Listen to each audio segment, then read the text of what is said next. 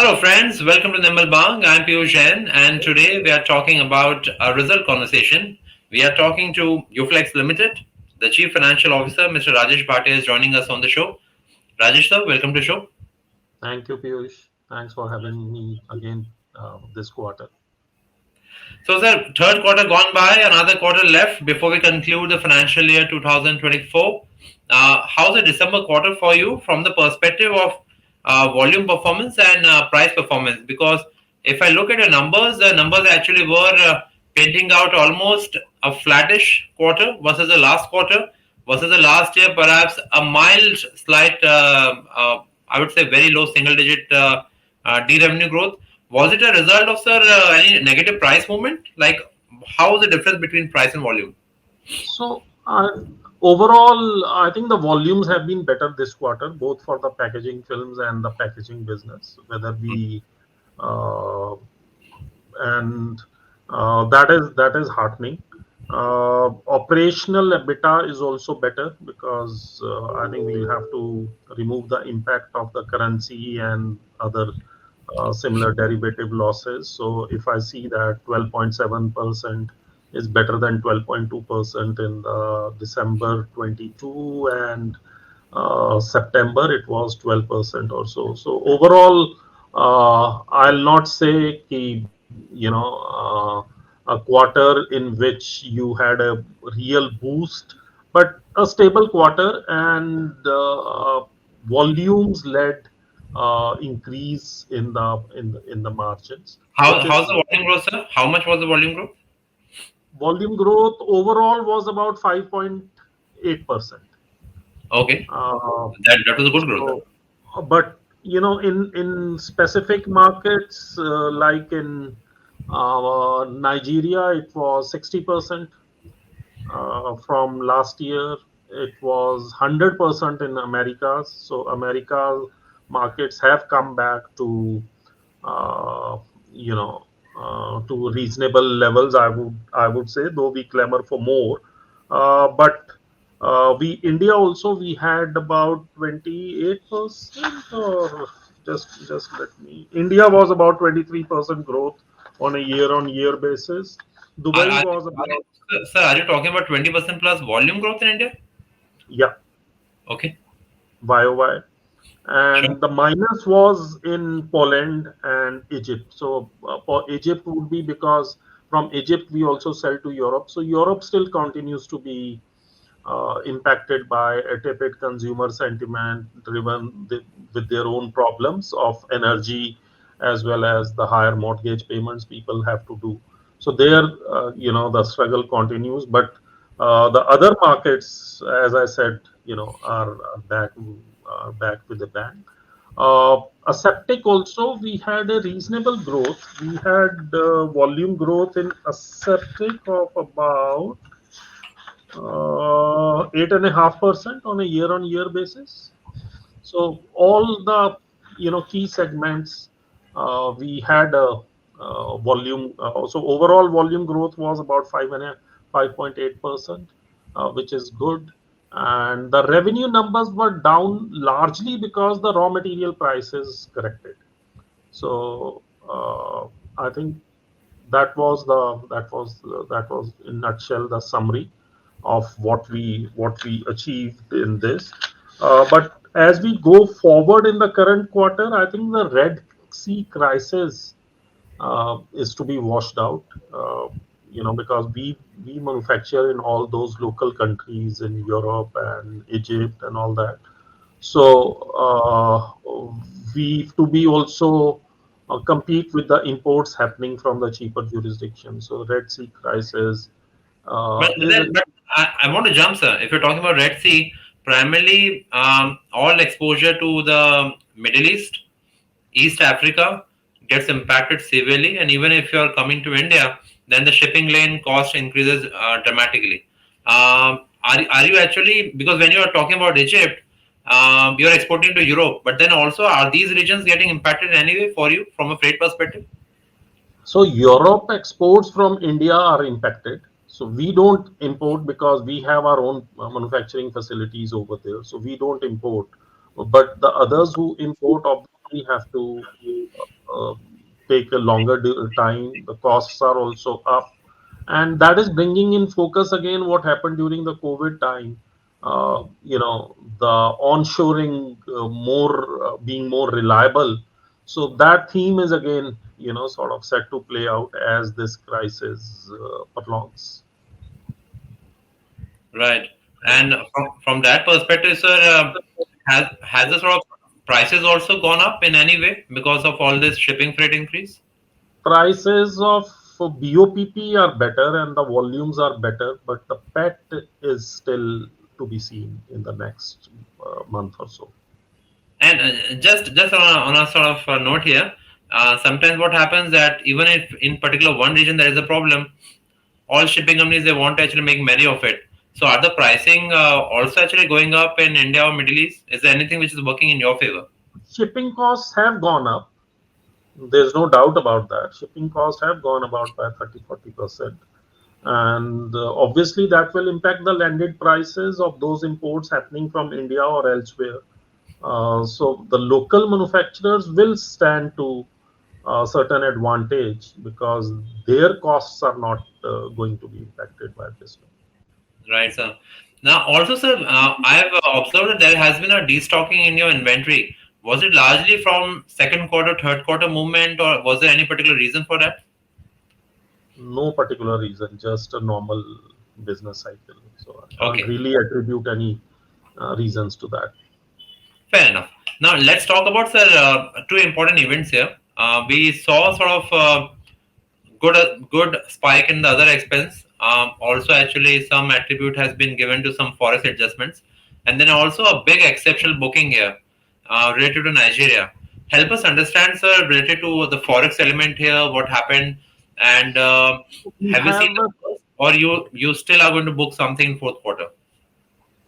we have seen in this quarter total exceptional and non-exceptional forex and derivative losses put together is about 158 crore. So while 100 crore is there as an exceptional item, the rest of the 58 crore forms part of the other expenditure, and that's where you see the other expenditure surging. Out of this 158 crore, 125 crore is on account of Nigeria. And so Nigeria in June 23, they started a new policy of an open buyer and seller window under which, the exchange is more or less, you can say, decontrolled.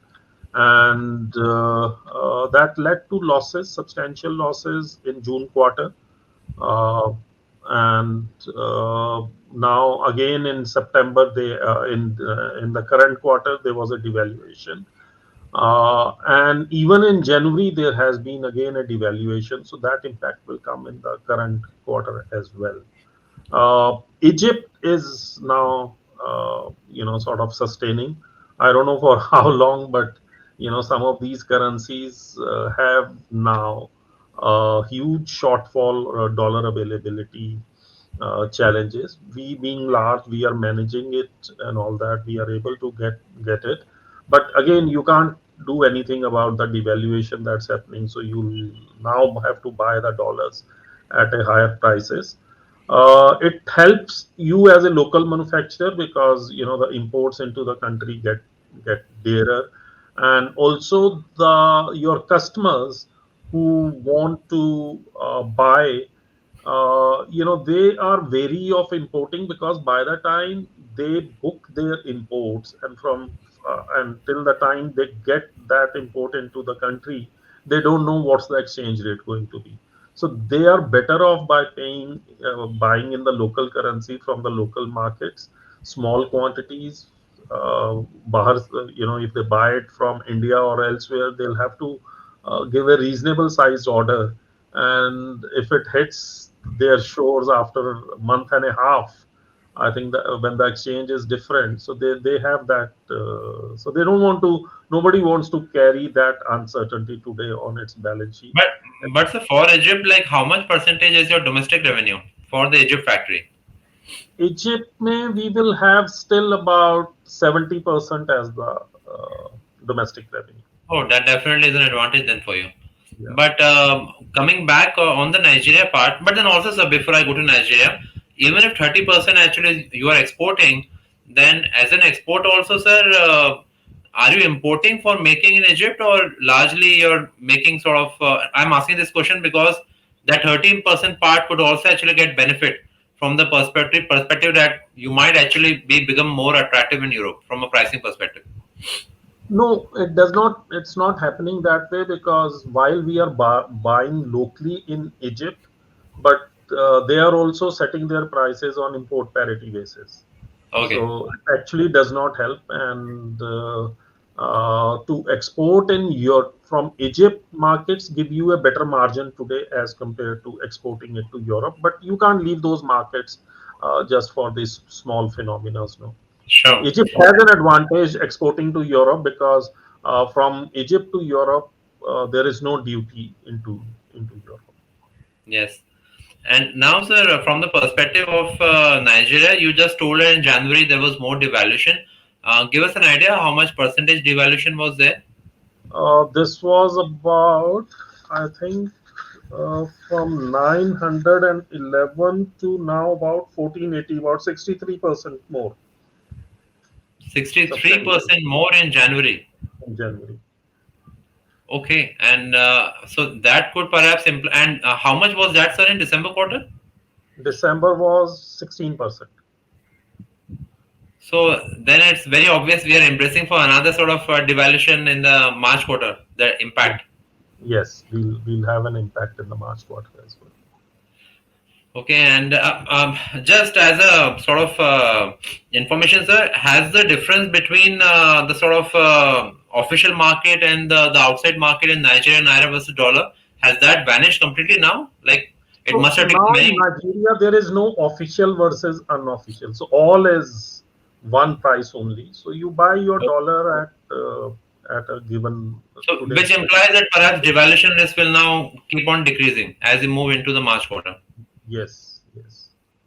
Should be over, but again, these are the countries where uh, and there might be other way also. I think with such a steep devaluation, there might be a recoupment also in the next quarter because it's 62, 63% is very very steep. Yes, we definitely hope so that something improves for you. And from that perspective, sir, how are the markets looking to you? It has been quite tough markets from the perspective of geopolitics. We are seeing different activities in different parts of the world. Overall, like how's the sort of what are the clients telling you? How's the sort of order pipeline looking to you? Overall, give us a sense of how it is looking to you. So India market wise is fine. And there is about a 10-11% volume growth happening across the market. Uh, America, as I said, that has done very well in this quarter, and even current quarter, we think that it should do much better even as compared to the previous one. Uh, Egypt is fine, Nigeria is fine, Russia is doing fine. We have to look at Russia, particularly Europe in particular. Europe last quarter was also area of concern. Advantage in the current quarter is now the energy costs from 1st of January are much lower as compared to what we had to pay in 2023, maybe as low as by about 40-45%. So that will mean that margins will be higher, but the demand continues to be impacted over there. And from India, the imports into Europe have gone up. So the local prices markets were depressed in any case. So the supply side has increased, and that's the reason that the margins as well as the volumes keep on getting impacted there. The silver lining may be in the form of Red Sea crisis, as I said earlier, but let's see, it's too soon. Let's see how that impact goes on the BOPET film prices and the offtake. But BOPP, it has helped positively so far. Right, sir. So that actually still sounds positive. But as we conclude, sir, last question, and Just a bit of information. The currency devaluation percentage in Nigeria versus the last quarter and December quarter, and versus what we are now actually anticipating with the March quarter. Will you still need to sort of do a booking in the March quarter if this stays as it is? We'll have to do that. There's no choice. And that perhaps, if it stays as it is, then that is going to be a far higher amount than December quarter, sir, right? Yes, absolutely, absolutely. Let's hope actually that improves. I think Yeah, on that, all the best wishes to you for that. Perhaps I think thanks a lot, sir, for coming on the thank you. show and giving us Thank you. insights about the performance for December quarter. Volume growth looking encouraging. Perhaps Forex is something which we'll keep watching for. Thank you. Thank you, Girish. And dear viewers, that was Uflex for you. For now, it's a wrap on this conversation. Hope you enjoyed it.